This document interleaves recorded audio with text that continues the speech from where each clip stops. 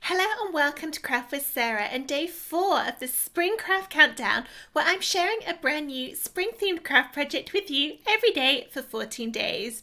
Today we'll be using print then cut on our Cricut machines to make these super cute photo frames. They are freestanding and they've got a little lollipop stick in there to hold the flowers upright.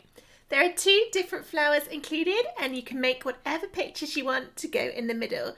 And they're double-sided too, so you can either use the same picture on each side or a different one for each side of your flower. Let's get started.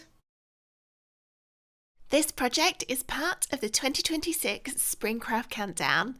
Download the cut files for free for the first 24 hours after this video goes live using the links in the video description or by visiting craftwithsarah.com/spring26. After 24 hours, the cut files for this project can be purchased from craftwithsarah.com/spring26 files. Or get the entire Spring Craft Countdown plus 35 extra bonus files from craftwithsarah.com/spring26 bundle. The download comes in a zip folder. You need to unzip this before uploading the SVG files into your cutting machine software. For instructions on how to do this, visit craftwithsarah.com/help and choose Cricut, Silhouette or Scan and Cut. Within there are dedicated help guides on topics such as how to upload SVGs, how to modify them to make custom projects, framing tips, and how to cut cardstock with your type of cutting machine. If you have any questions, email hello@craftwithsarah.com. Now, on with today's project.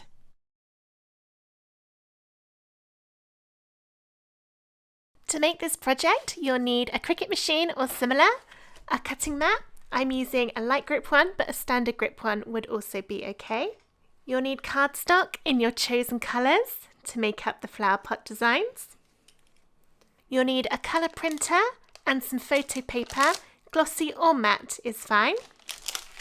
You'll need a lollipop stick for each of the flower pots, either a craft one like this, these are craft sticks from Hobbycraft and these ones are quite thick, or just a regular sized lollipop stick left over from an actual real lolly. It's a good excuse to go and get some and have a little treat. Or if you don't have lollipop sticks, I will show you a little bit later on how you can do the same kind of thing with different layers of cardstock instead.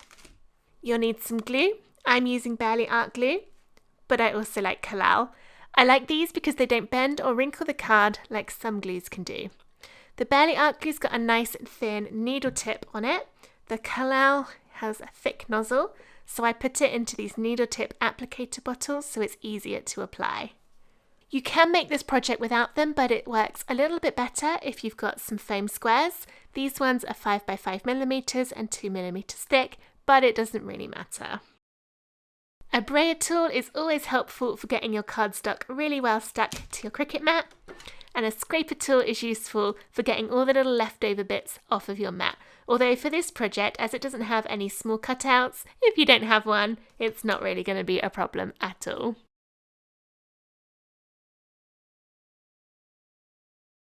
This is what the designs of one of the flower pots looks like loaded into Cricut Design Space.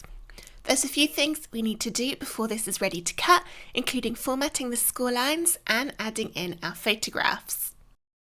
The other flower design comes in a separate SVG file included in your download folder, and if you want to make both of them, you'll need to upload both files into Design Space. The reason that the main flower appears duplicated is because there's one for the front and one for the back.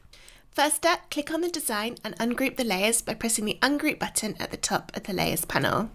Then let's scroll down.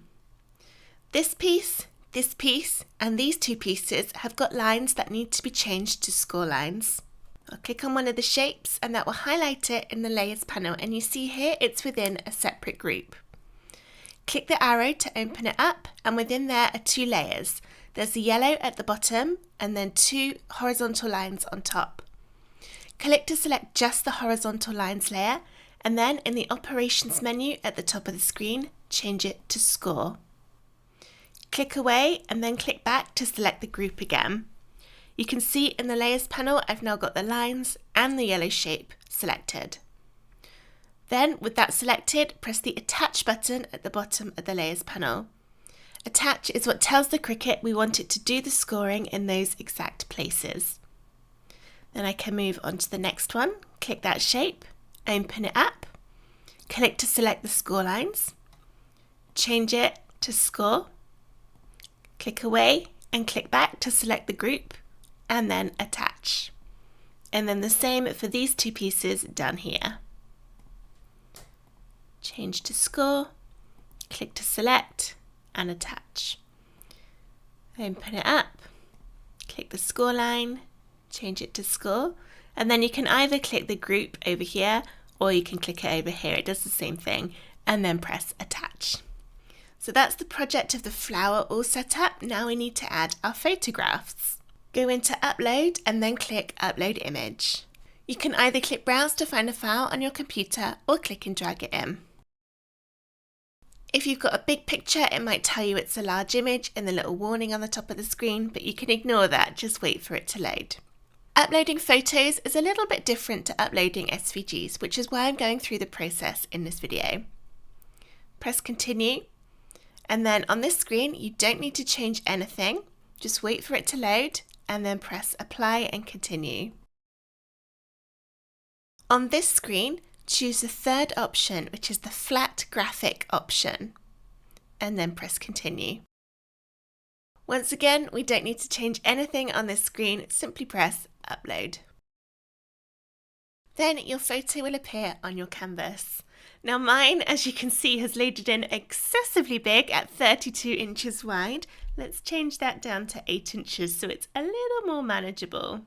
We need to cut this into the size of the circles on the bottom of the screen. There's two included, one for the front and one for the back, but if you want to do the same picture, you can just do it once and then copy and paste. Select one of the circles and under the operations drop down, change it to a guide. That means it then turns into an outline. Click on your photo and press arrange, send to back. That puts it right down to the bottom of the layers panel, which means you can now move the circle over the top and you can see that on the photo. It's a little bit hard to see because it's just a thin pink line, but it is there. Then resize the photo so that the bit you want to see is in the circle. It's really important that you don't change the size of the circle at all, otherwise it won't fit into the flower. Instead, make sure you only change the size of the photo. I'm going to make this smaller to get the dog appearing in the middle. When you're happy with how that's looking, drag a box that touches the circle and the photo and then press slice at the bottom of the layers panel. That will cut the circle out of the photo. If I drag these layers around now, you can see we've now ended up with three. We've got the circle, our photo cut into that shape, and the excess. You don't need the excess, so click that and then press delete on your keyboard or the delete button at the top of the layers panel, and you can also get rid of the circle.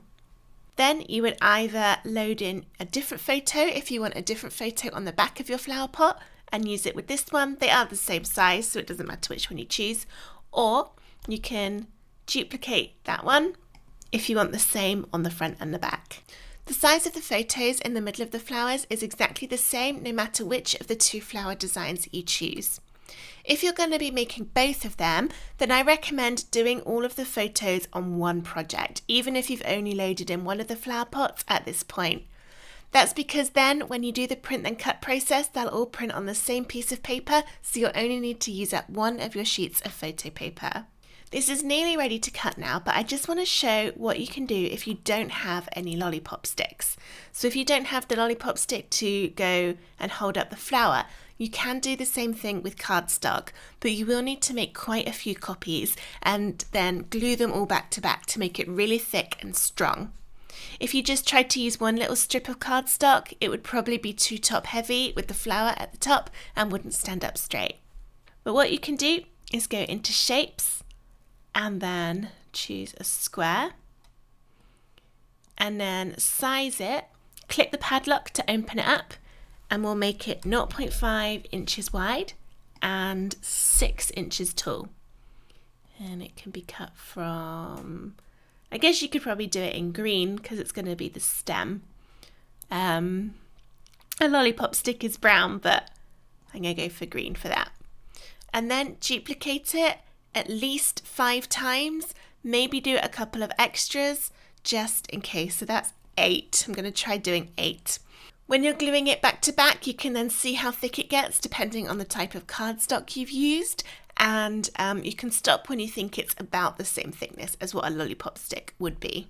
But as I am using the lollipop, I don't need those, so let's delete them. Give your project a save using the save option up here so you don't lose all your changes.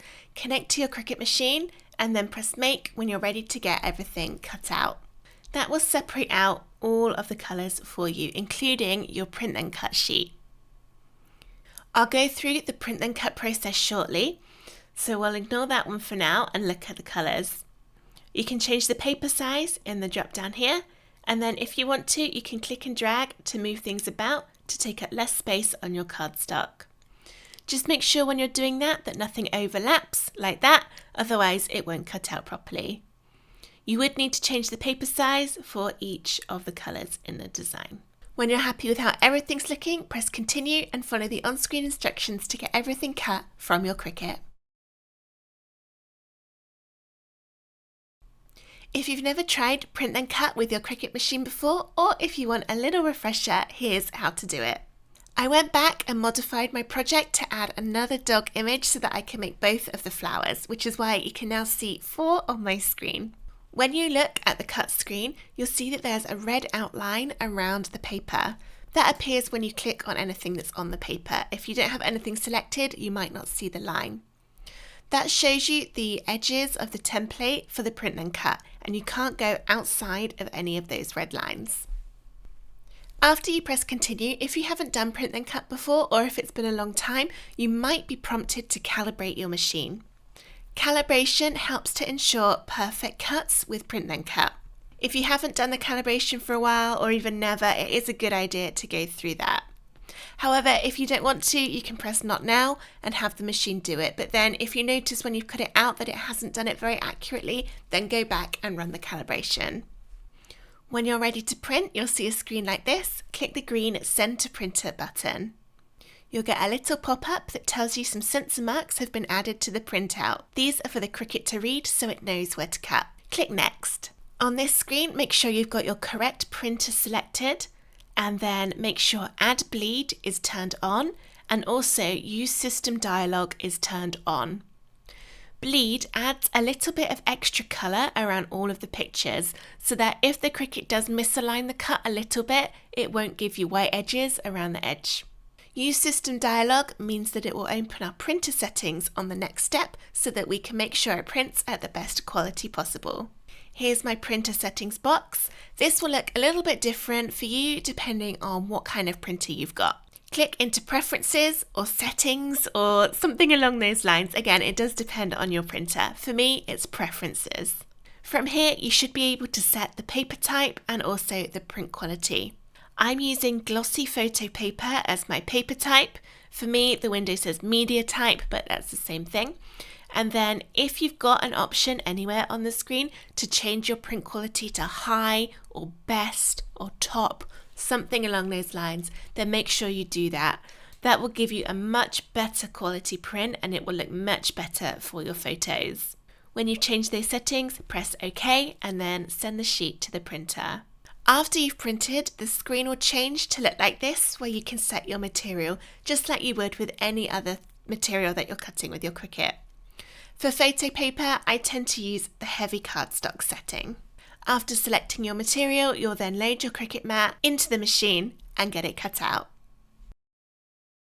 Here's what my images look like when they're printed out. And there's a little arrow on the top left, and that shows you the direction to put it in on your cutting mat. Take the protective cover off of your cutting mat, then line up your printout so that the side with that tiny little triangle is the one on the top left of your mat. And line it up nice and accurately along those guidelines. If you've got a brayer tool, go over it to make sure it's really well stuck. Then follow the rest of the on-screen instructions on your Cricut to load this into the machine and get all of your little circles cut out. We'll start the assembly by doing the flower pot. You'll have two pieces that look like this, one with a large tab along the bottom and one that's got a slot along the top. You'll have two pieces with a score line part way down, 1 and 2. One little rectangle without any score lines. And then for the flower pot itself, there's a base piece, an outline, the rim, and the outline for the rim, and you'll have two of each of those, one for the front and one for the back. I've already stuck one of these together because it's the same process for the front and back, so I'll show you with the other one. We'll start with that. So get the base piece of your flower pot, the one that just looks like the outline of the flower pot with no other tabs or score lines on it, and then select the outline piece, and this will be glued on top.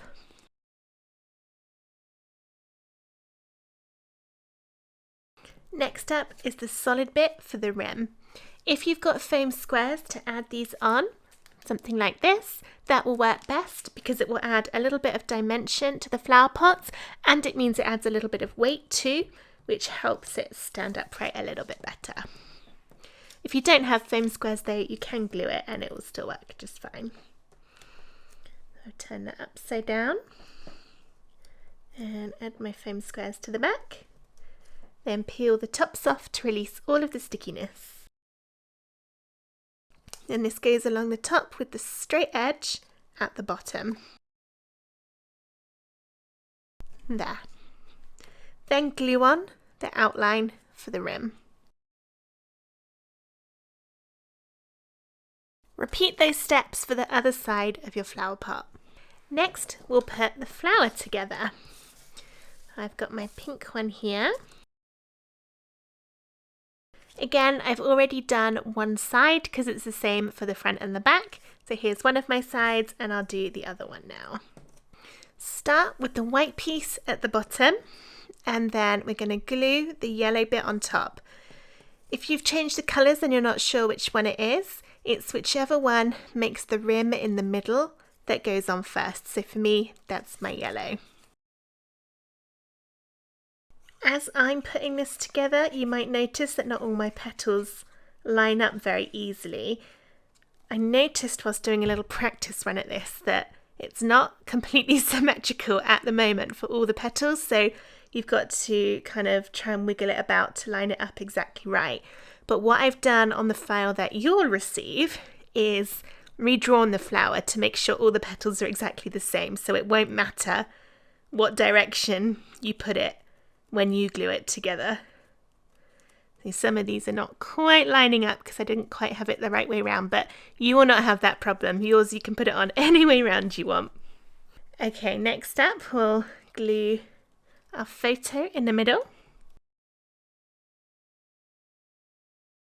And it'll fit exactly in the hole because we sized it in Cricut Design Space. And then glue the remaining flower to the outside.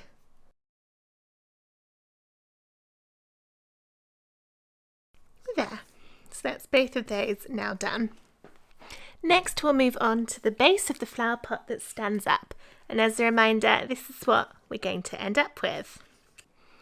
Take the piece with the long tab at the bottom and fold the tab backwards along the first score line, and then along the second score line fold that upwards, so you end up with this shape with that tab at the back going upwards. With the other piece, this is my front. I'm going to fold both of these away from me so they'll both be mountain folds. We're folding up so the fold is at the top, like the top of a mountain, and then the same on the other one. Then this will glue onto the back of here, and then the top bit folds over, so the bit with the hole will be flat along the top, and the other tab will glue to the back of this front piece. You can either use glue or you can use double-sided tape for this. I'm going to use glue, which does mean that I'll need to hold it in place for the glue to dry.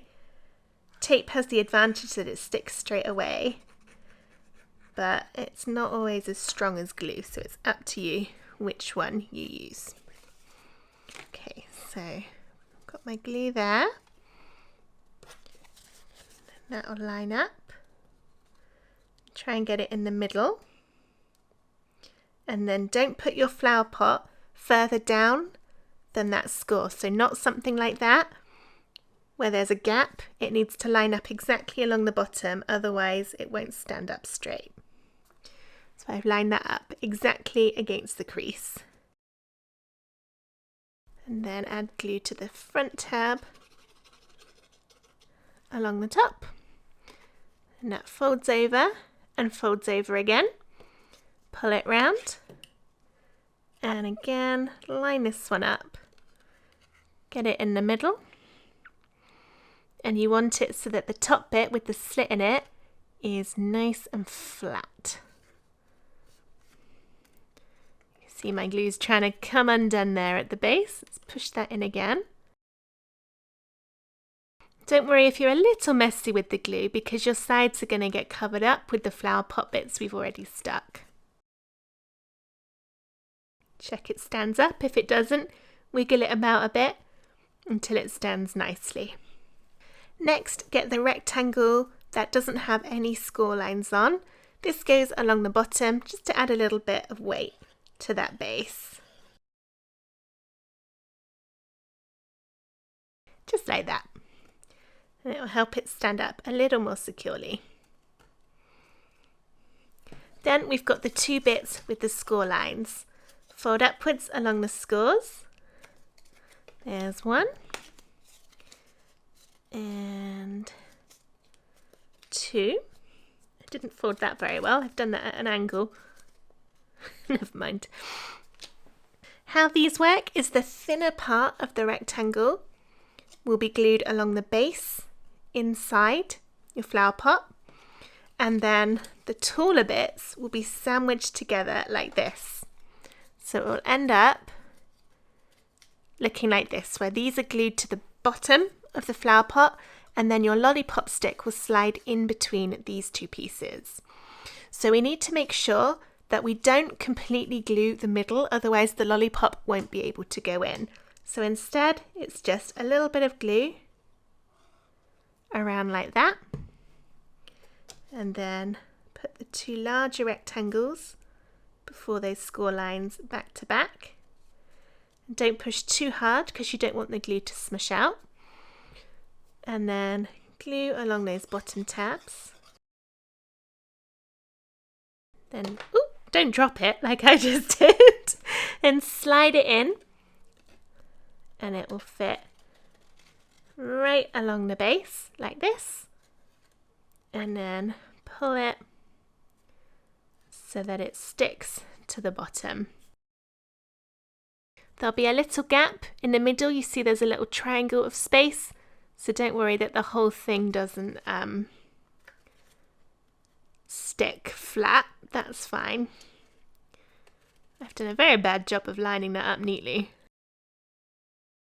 I've put it all the way over to one side, and my glue has dried quite quickly, so it's not going to be very well aligned, but it's in the middle. You don't really see it, so that's fine. Alright, so this is what we've got as our flower pot. And then glue the fronts and the backs in place. There's one. Turn it round and do the other side. And that's the pot done. Next, get your lollipop stick, or if you're using the cardstock option, glue all of your rectangles of card back to back. And the lollipop is going to go in the slot in the top, and then carefully feed it into the slit in the middle of the two bits inside. It can be a little bit tricky. So there we go. I've put that into that little envelope, and then play about to get it as far down as you want it to go. We've got our leaves, which will go on the front and back, and also, of course, the flower. At this point, work out how much space you need for the leaves so that you know where to stick the top bit. You don't need an awful lot for the leaves. I think there and there will be fine. Just make sure that your lollipop stick isn't going to fall any further down. Add a little bit of glue on the back of one of those and glue it quite close to the bottom. And they're probably not going to want to stay in that position. So now I've got one in and I know that that's lined up right. I can take it out to do the other one so it's flat, and that'll help the glue to dry better. When it's still in there, the lollipop stick's at an angle, which makes the leaves move. Not very helpful. Okay, then we can glue on the front of the flower, and I've just realised that I probably should have made sure that the dog was lined up. I have actually done it pretty accurately, so it will still look right from both sides. I was worried that I'd have made the dog kind of in line with the base petal here, and then maybe I'd have turned it round and done it in line with the gap on the other one, but they are both kind of okay. It's funny how you don't think of things until after you've done them. Okay, so I can line this one up. I'll have it come down quite close to the leaves. You could angle it round a bit more like this one, so that the lollipop stick comes out of the gap between the two petals. It's up to you, however you want to do it. It's your flower. Okay, and we'll flip it over. You might want to wait a bit more for the glue to dry. And then get your foam squares again. Add one or a couple to the back of the leaves, and then some to the back of the flower.